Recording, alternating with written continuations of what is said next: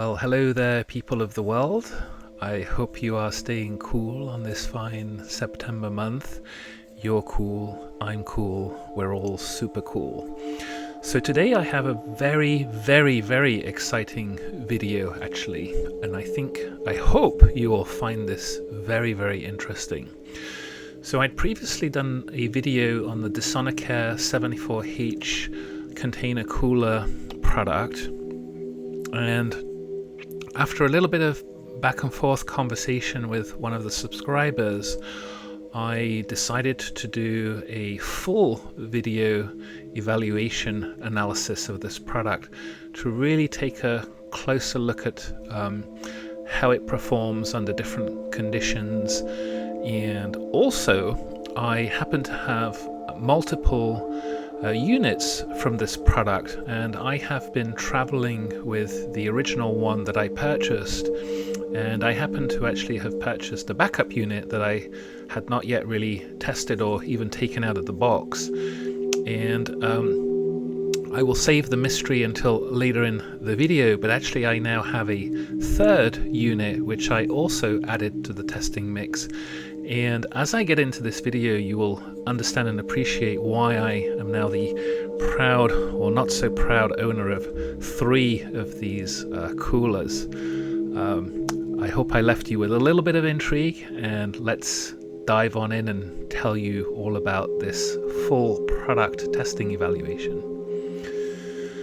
So as always, I do have disclaimers. So all the data that I produce here is my own. All of the views here are my own. I'm on a personal quest to find the best medicine product coolers for my travel needs.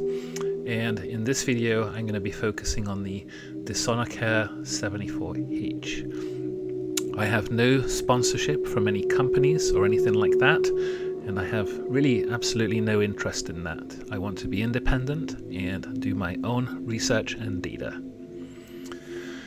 So as you know, I like traveling around California, around the US, and also internationally, and I've posted a couple of videos on these different scenarios, and so I think you kind of know what I get up to a couple of times a month or a couple of times a year, depending on what the trip is.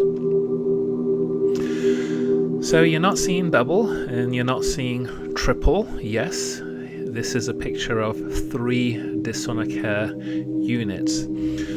So a couple of points of interest here. I purchased these units at different points in time. So the original unit I purchased back in May of last year, and this is the unit that I've been using for my travel. And it was one of the it was the unit that I had originally tested that enabled me to do my traveling, because I wanted to make sure that I could be confident that it would keep my medicine safe. Because I had such success with the unit, a little bit later on, I actually decided to buy a backup just in case it would be needed. Something happened to the primary unit during my travel, I would be able to quickly pull out a backup. And I had some awareness that a lot of these medicine products tend to come and go over time. And so my thought process was that if I came across something that I really liked, buying a couple of them would be advantageous in case later on they somehow, sort of stopped manufacturing this product for whatever reason. So that was sort of the original reason why I ended up with 2. Now, I now have 3 units, and I'll save the surprise and mystery for this a little bit later on in this presentation.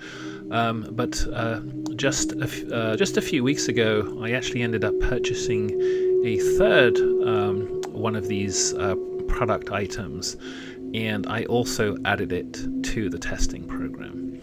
So let's keep on going.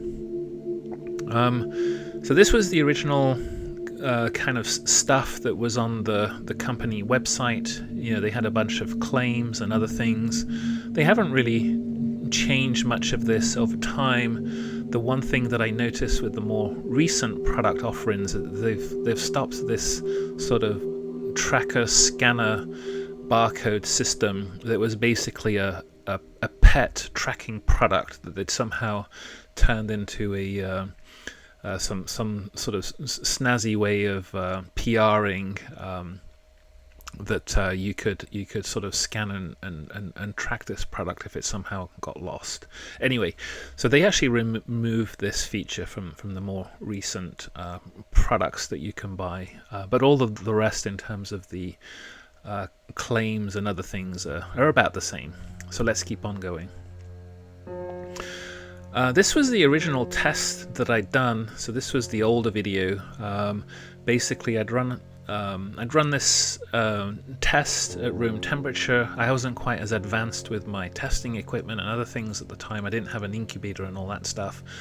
And it lasted a long time. You know, it lasted almost in the sort of the 3,000 minutes kind of range. And so this really gave me the confidence that I needed to do my various trips. I don't use this as my primary solution. As you know, right now I'm very much focused on the 4 all family Voyager. But sometimes I do very, very long trips that are 3 weeks or more, and this is when I would typically use this as a way to transport some additional medicine in my checked luggage, and I've posted a video about that.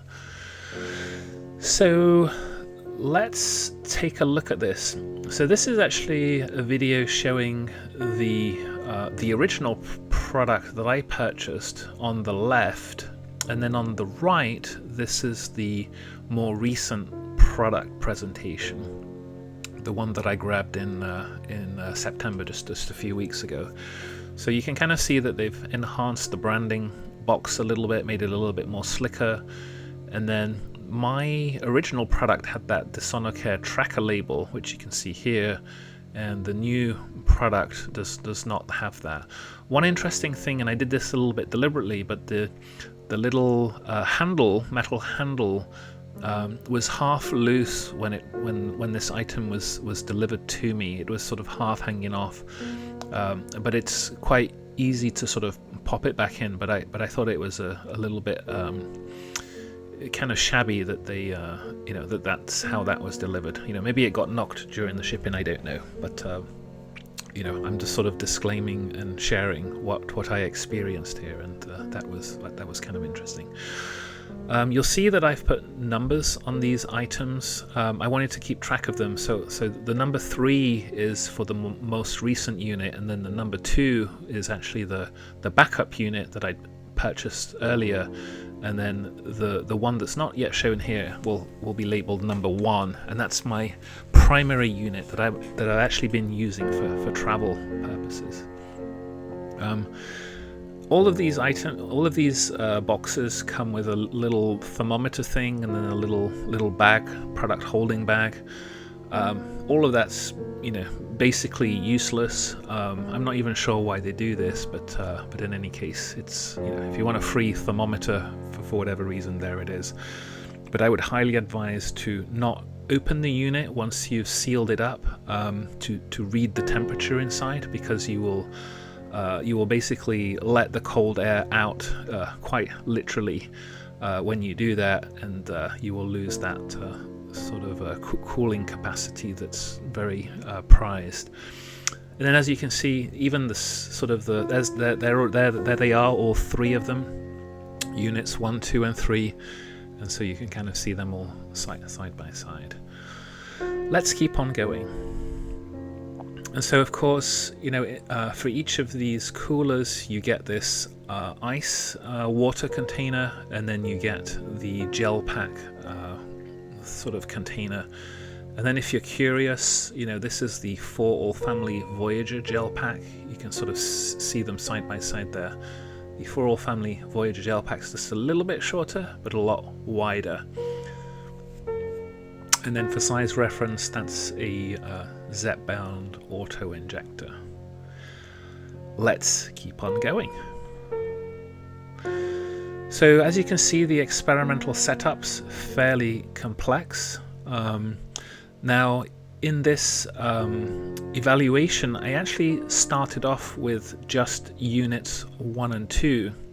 And so the first wave of data that you'll see will be primarily focused on units 1 and 2, but then midway through the testing I ordered and added unit 3, and when I get to the details of this you will understand the reason why I did this. But hopefully this gives you a kind of an interesting taste of how it was set up. So basically for each of the units there is a gel pack. I also include one auto injector for sort of space simulation, and then each of the units has 2 temperature probes, one in the sort of to the lower section and one to the mid to upper section. And so there's 2 active temperature probes measuring the temperature inside. The reason I do this is I've noticed and noted with most of these thermal or sort of thermos flask coolers with gel packs is that there is a temperature gradient, and some of them are quite severe. And so making sure that you have a good understanding of what the temperature is in the lower and upper container at different points in time is kind of valuable for planning how much time you have at different temperatures for your medicine. So just keep that in mind. Not quite visible in this video, but here on the lower side of the video there's 2 sort of extra probes that are just sitting there. These are going to follow the experiment from a ambient or outside of the cooler container temperature, and so that's why they're in this picture here. And then of course I use the Vivo reptile incubator to dial in different temperature ranges, and all of my temperature probes are calibrated with the Elitech digital temperature system that is certified calibrated to a very high accuracy. Let's keep on going.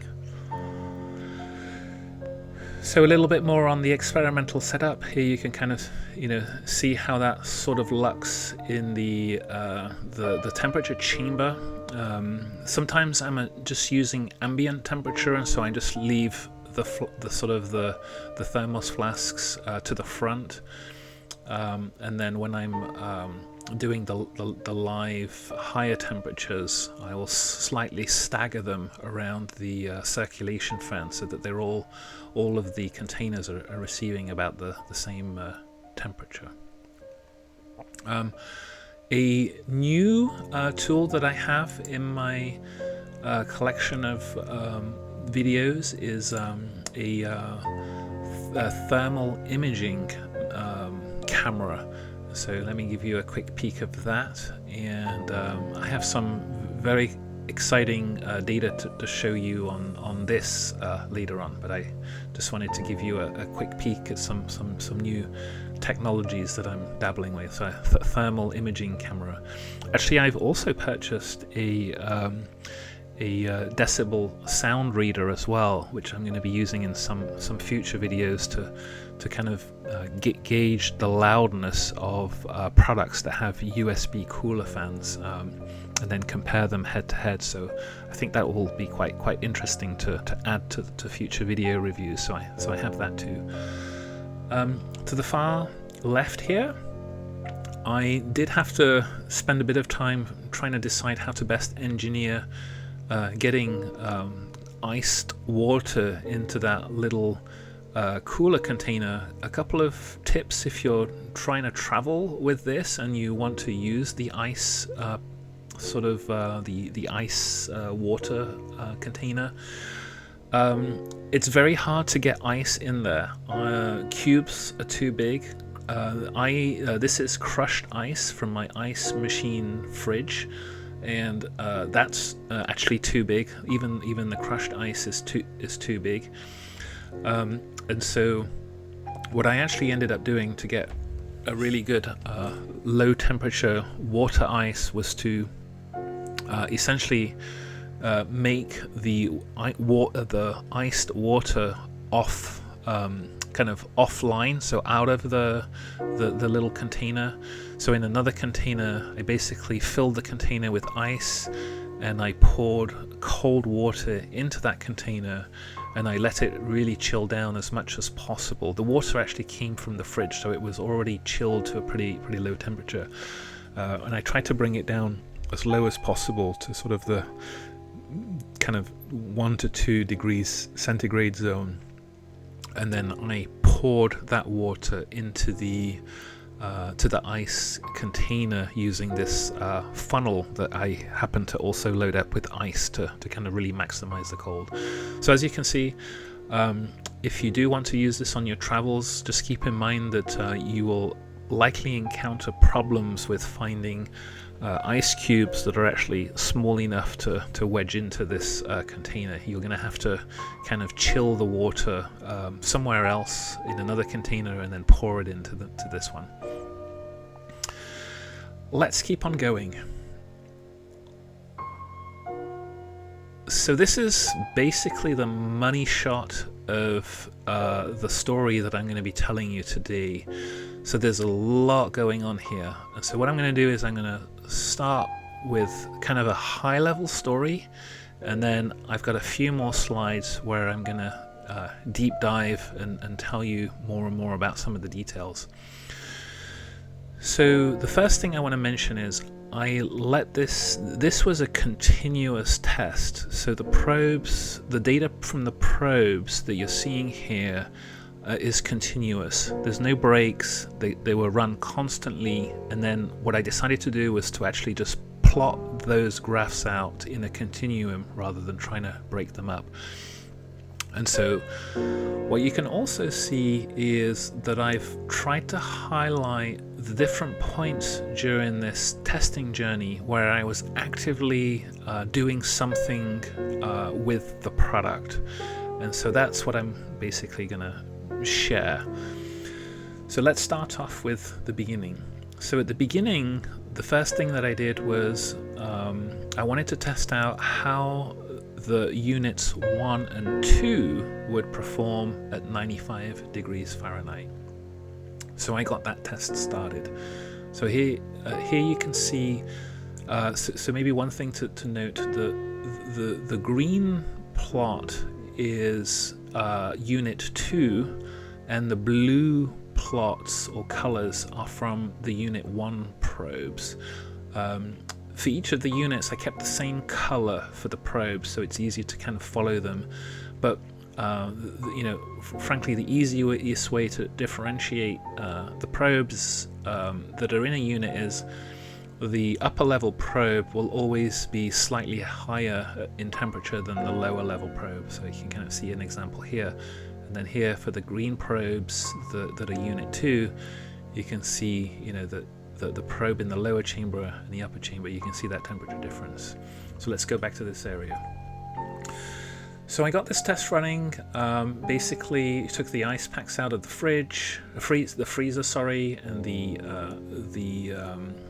the coolers out of the fridge. So I chilled everything down, and quite quickly you can kind of see that typical temperature drop that you get down into the sort of the low 20 Fahrenheit, as the ice pack is basically overwhelming the medicine cooler with its with its frozen temperature. What was interesting about this was, and actually I ended up stopping this test a little bit earlier, was that I was really surprised to see that there was a significant difference in performance between units 1 and 2.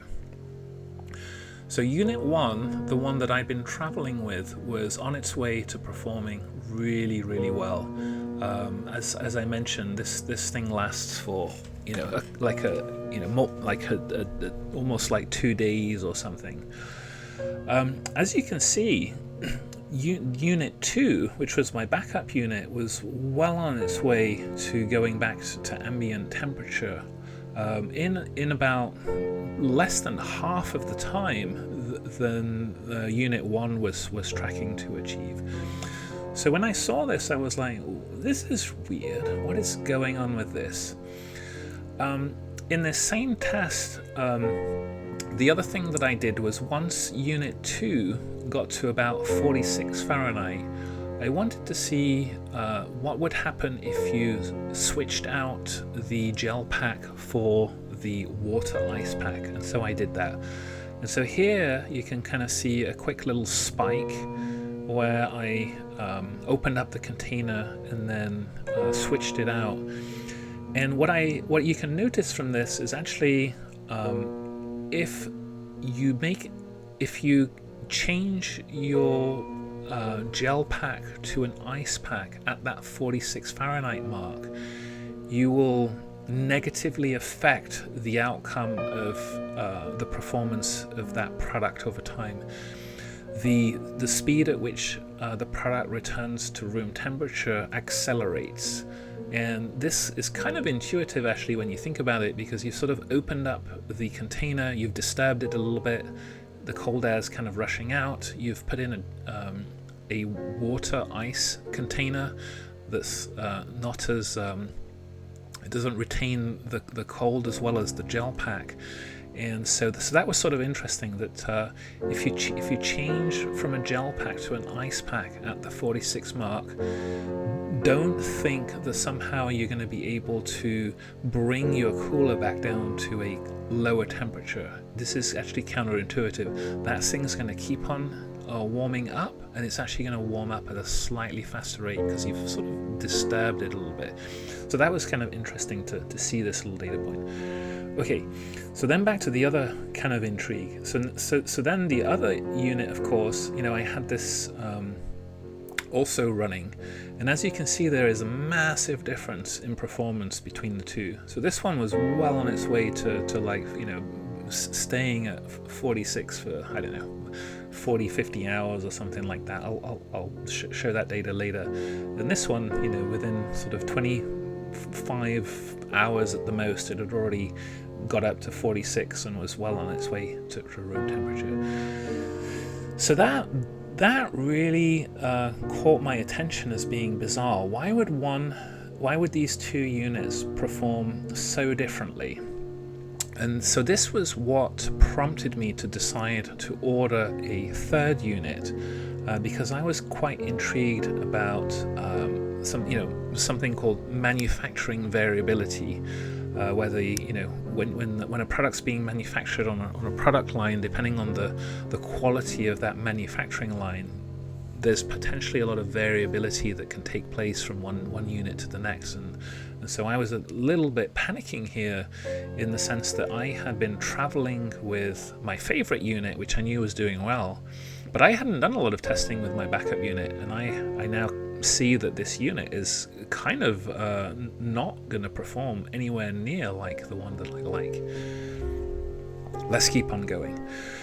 So the next thing that I did, because I was surprised by this, I decided to redo the test, but this time go to a slightly lower temperature, and I wanted to also eliminate the possibility that it was the gel pack or something about the inside of the container that was causing the mismatch. So in this second run, I lowered the temperature, the ambient temperature to 75 Fahrenheit, and I put the gel pack from Unit 1 into Unit 2, and then the gel pack from Unit 2 into Unit 1. Evidently, it wasn't the gel pack that was causing the mismatch. So Unit 1, again, performs substantially better than Unit 2. So here you can see the two probes of Unit 2, they're the green, and then here you can see the two probes from Unit 1, they're the blue. Look at that difference. There's almost like a whole day of performance difference, maybe even more, between these two units. This is a significant difference. This is really, really strange and intriguing. I need to understand what is going on with this. This is bizarre. Let's keep on going with the story. So then, for this round 2B testing, as I called it, I stayed with the 75 Fahrenheit. Then I wanted to see, okay, when you are at room temperature, what happens if you switch out the gel pack for the ice pack? Will that, have a significant effect or value? And so I did that for Unit 2. Unit 1 was continuing to slowly warm up to room temperature. Unit 2 was basically at room temperature, so I decided to start doing this secondary test. So here you can see the effect of what adding an ice water gel, switching out the room temperature gel pack for the ice water pack. And in this case, actually, it does have quite a reasonable effect. It manages to take the temperature down to about 50, but not for very long.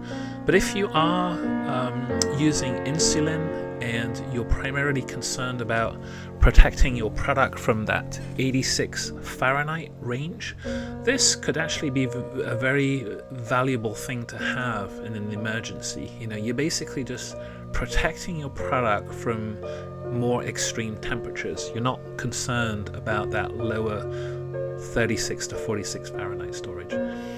So this is an exciting win. I'm excited to see this. Let's keep on going. So now for this third wave of testing, I introduce the third unit that I've just received from Amazon.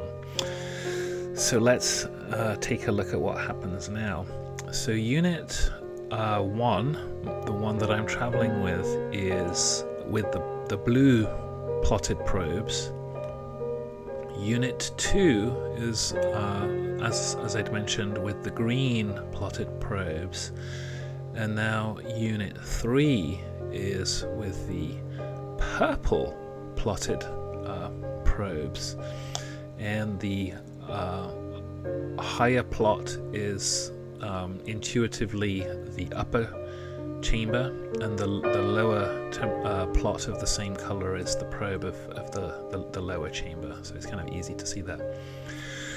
So intriguingly, units 2 and 3 perform reasonably similarly. The unit that I've just received, this unit 3, performed a little bit better than unit 2. But both units 2 and 3 performed substantially worse than unit 1, which is the original unit that I had purchased. This is very, very interesting, and I need to understand why. So I let this test run its course. I was doing this at 75 Fahrenheit again. So as you can see, you know, units 2 and 3 really kind of went back up to, you know, room temperature, while my original unit 1 was still actually holding at a very performance impressive 36 to 46 Fahrenheit. And it really took, you know, almost twice, if not a little bit more than twice as long for it to even breach that 46 mark in the upper chamber, never mind the lower one, which ran even further. So let's keep on going. So then I started preparing for the next test. So this was one of the big ones. So this was basically taking ambient temperature to 105 Fahrenheit to see how it would do. And here basically you can see the temperature profile for that.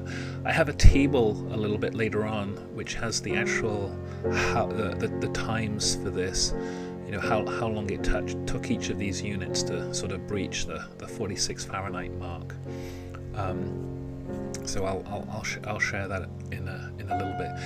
And then the other thing that I did was when it reached the 75 Fahrenheit mark, I actually the 105 Fahrenheit mark, I then stopped the test and took the temperature, the ambient temperature, back down to 75. But for the unit 1, I switched out the unit with ice water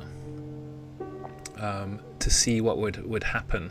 And when it hit that 50 Fahrenheit mark, I switched out unit 1. And interestingly enough, when you're at the 50 mark, you are able to put a little bit of a dent in that temperature profile, so it will nudge it down to about 46 Fahrenheit, and then of course it then goes on its way back to ambient. So I thought that was kind of interesting. So then for the sort of the grand finale of this, the final test that I did, so instead of having all of these units chilled fridge temperature and then starting the test, I decided to have all the units start the test from ambient temperature to see what would happen. And so here's what that profile looks like. So basically taking the ice packs out of the fridge, putting them into the containers, and then letting that run. So as you can see, the temperature falls down very, very quickly, and then over time it starts to go back up. But interestingly enough, you don't get that massive fall in temperature to the sub-freezing temperature levels. It kind of skirts around the freezing temperature zone but doesn't fall below it. So this is quite interesting. One of the things that I was originally doing with a lot of these ice packs was I was trying to maximize how cold they were over time. And one of the ways that I did that was to actually refrigerate everything first, the container, everything within it and so on, and then freeze the ice pack and then pack that. However, it does seem like there is an interesting pathway where if you do place an ice pack, a gel pack, in a room temperature container, the energy that gel pack needs to cool that container will somewhat absorb and negate the effect of the sub-zero, sort of sub-freezing temperatures that you would get from chilling a medicine cooler first. So that's quite interesting. I still kind of like my approach to refrigerating the container first, and then actually protecting the drug product with a little bit of insulation, because it will get you some extra hours out of an extra mileage out of how long that container will stay cool. So there is a little bit of a trade-off there. But anyway, I thought you might find that sort of data set interesting, that the pathway of placing a gel pack in a room temperature container will negate a little bit the thermal shock you will get from doing that with a refrigerated container. Now that said, you will probably need to time this a little bit, because you'll want to first let the container cool down to the right temperature before you pack it with your medicine product, or you will expose your medicine product to temperatures you might not like during that initial phase. So back to the results though. Again, and intriguingly and interestingly, there is a substantial difference in performance between Unit 1 and then Unit 2 and 3. And Unit 2, so the backup unit that I have, seems to be the worst performer of the set, and there is a significant difference between these. This is not just a little variation. There is something very different going on here between these products. So let's keep on going, because you're going to be fascinated by what I have uncovered. This is actually just looking a little bit more closely at those switching to water plots. And so I thought you might, because it was a little bit hard to see that area in the graph. Here you can see a kind of a zoomed in version of the graph. So here you can see the product warming up. Then here you can see the little spike when I switched out the unit. And then here you can see that it then continues on to room temperature. And if you look at the gradient of this graph, it kind of steepens. And so that means that the rate of the rate of temperature increase is kind of accelerated.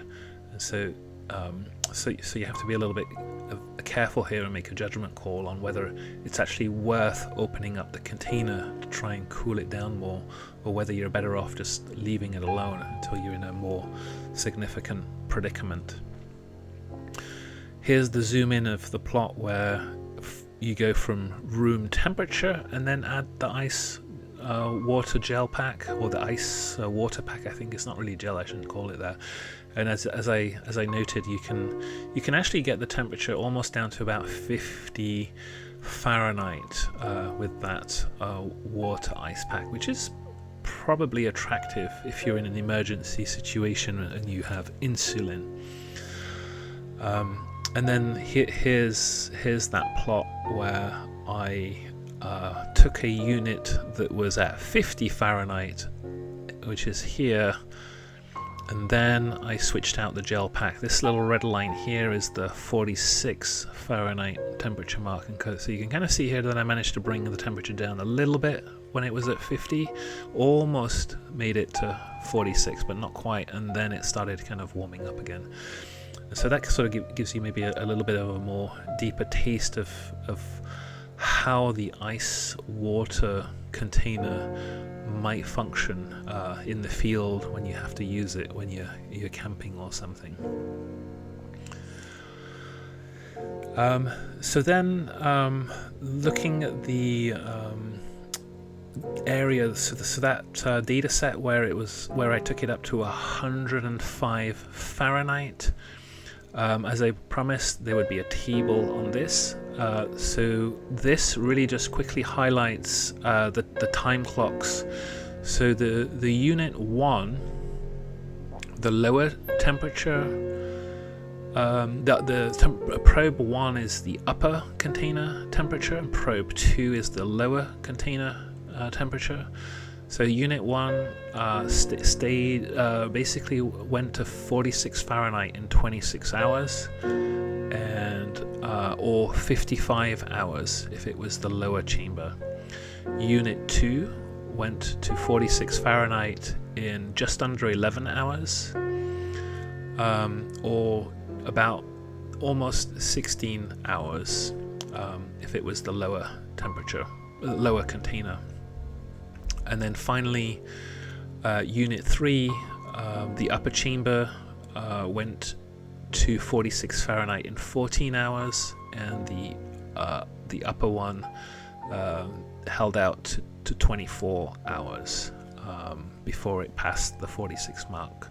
So that gives you the data set on how long did it take for the container to reach 46 Fahrenheit when the ambient temperature is 105 Fahrenheit. And so each of these containers, Unit 1, Unit 2, Unit 3, have 2 probes each. One is in the lower section and one is in the upper section. So that kind of gives you an idea of how that's set up. So of course, as noted then, intriguingly and interestingly, the Unit 1 performed far better, almost twice as good as the other 2 products, which is very, very strange. So let's keep on going here. Just a little bit more data sets. So regarding the question of how long would it take to stay at 40, or how long do you get at 46 Fahrenheit when the ambient temperature is 95 Fahrenheit? And so in this data set, I only had units 1 and 2. This was at the beginning. So here you can see that in the upper chamber of Unit 1, you had 45 hours, and in the lower chamber, you had 52 hours, which is pretty darn good.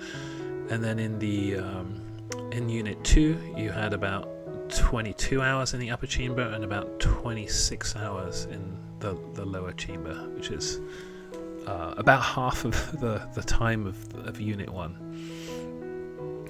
And then in that final data set, how long do you get if you start your units at ambient temperature, cool them down, and then they slowly warm up to 46. Incredibly, you actually get a very, very long time for the Unit 1. So Unit 1, it took Unit 1 about 100 hours to really warm up to 46 Fahrenheit, which is really, really impressive.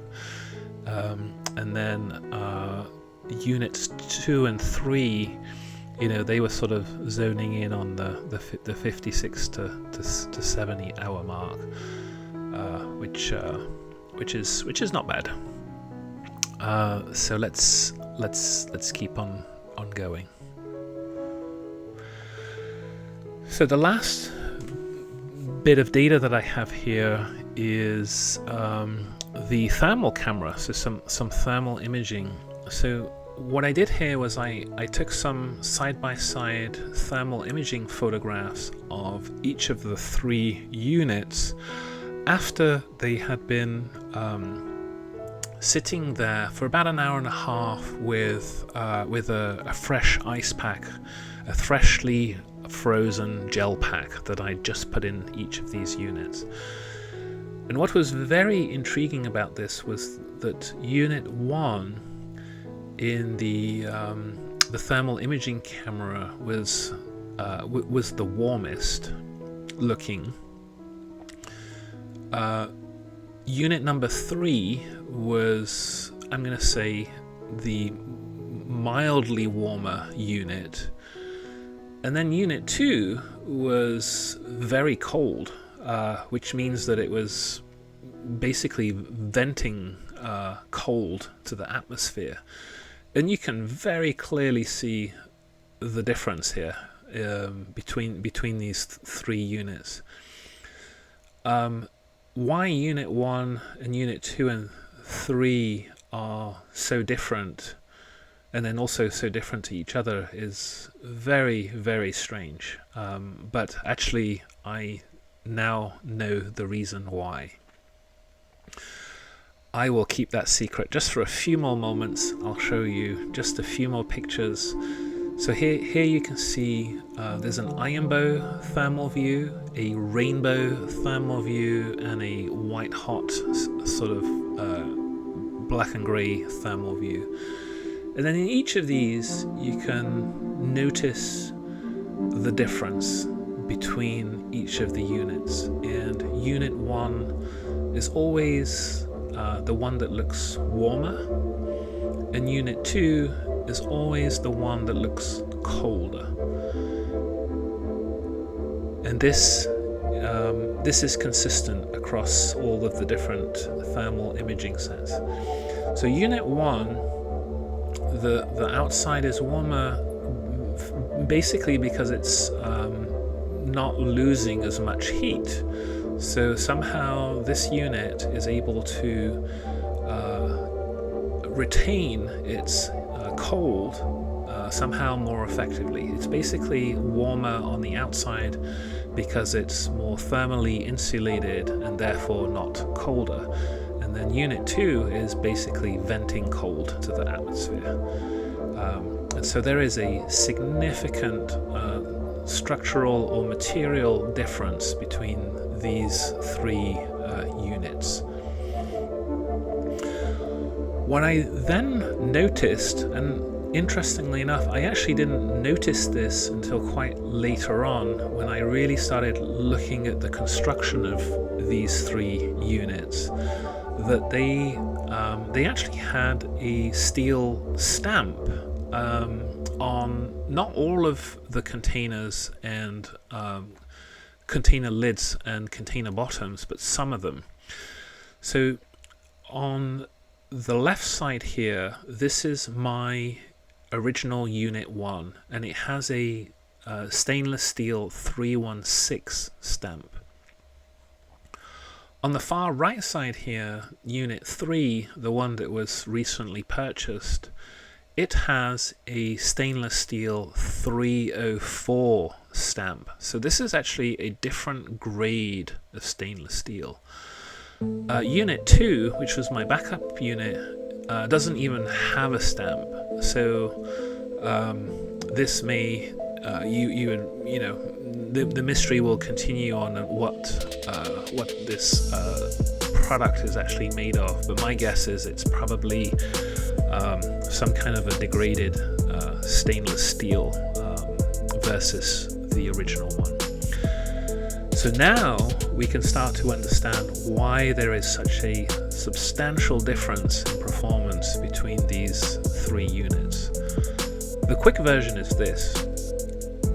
Stainless steel 316 is a marine grade stainless steel that has very high corrosion resistance, is a very thermally stable steel that has a higher molybdenum content and a bunch of other things. And basically the quick version and the bottom line is it's a far superior grade of steel. The 304 steel is basically a manufacturing shortcut, cheaper kitchenware type steel that manufacturers will use to basically save money. I am absolutely shocked to see this within this product. This is, in my view, awful. The product that's being sold right now has been basically, the quality of the product has basically been butchered and cut down to as cheap as possible. So let's keep on going. You can read up on this. So I dropped in here some information on stainless steel 304 versus 316. As I mentioned, you can see here that the 316 grade has this molybdenum. It's an alloy with molybdenum, and so a little bit of a different ratio of chromium and nickel. But one interesting thing was when I was doing a lot of experiments with my original unit, there was sometimes a little bit of a connectivity issue, and I think that actually can be explained by the fact that some of these higher concentration metals were a little bit more disruptive to the Bluetooth signal. So that's kind of interesting. Anyway, that's kind of a little side note. So I did notice a Bluetooth signal difference when I was doing the testing between some of these units. So then, as I mentioned, the 304 stainless steel, this is for like cookingware and other things, but they don't use it for marine or medical or like cheap medical instrument applications. But the 3116 grade stainless steel is for those high-end type applications, including medical applications and marine and other things. So the fact that they have basically shortchanged this product is really awful to see, because there's no indication of this on any of the manufacturing websites or any of the Amazon sales website or anything like that. They basically just made this change, and somehow no one would notice. I have now noticed. Of interest, heat resistance. So yes, there you go. The 316 stainless steel is a far more heat resistant material, and this is the reason why I have detected such a performance difference between units 1, 2 and 3. Funnily enough, the last thought that I had was, well, maybe I should return the product that I just bought. I went to try and do that, and I discovered that it was non-returnable. So that's sort of funny to see. So word of caution, be careful with ordering this product. Interestingly enough, if you do happen to have the 316 stamped version of this product is awesome. If you have the 304 steel stamped version of this product, it will not achieve any of the temperature cooling claims that it says it can do.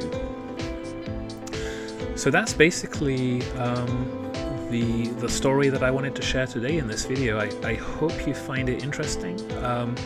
Funnily enough, I put a big question mark here for, can this be used for travel purposes?